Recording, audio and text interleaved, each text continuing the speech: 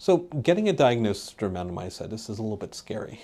People oftentimes are curious as to what's going to happen to them. They're really scared about the fact that they have a disease that is relatively uncommon and they don't know where to go and get information. So I think that one of the most important things that patients can end up doing is to make sure that they're educating themselves. And part of that doesn't mean that you have to go out and read every paper and become an expert or things like that, but rather the more that you know about the disease, the more that you have information about what you might need to expect, what things to look out for, and the more that you can end up being a partner in your care and talking and having a conversation with your doctors in terms of what to end up doing. Partners and families are also a really important part of this entire process because patients that end up having a chronic autoimmune disease like dermatomyositis really are in a situation where they need a lot of help, love, and support.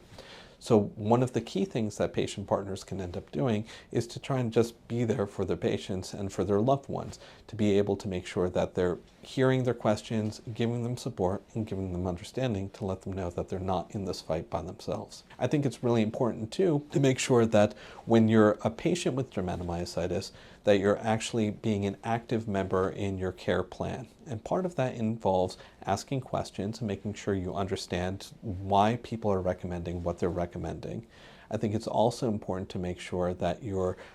making sure you're organized, and part of the way that people can help themselves and help their loved ones is to make sure that they understand what medications they're on, what medications that they should be taking, make sure that they're staying on top of their appointments and their testing and trying to help with some of those scheduling things, and to make sure that they're keeping a list of questions or concerns so that that way when they come to see their physicians or their other care team members that they know what to ask about. It's really also important to make sure that you're taking notes as you go along, because otherwise it's really easy to get confused with everything that you have to deal with. I think it's also really important to realize that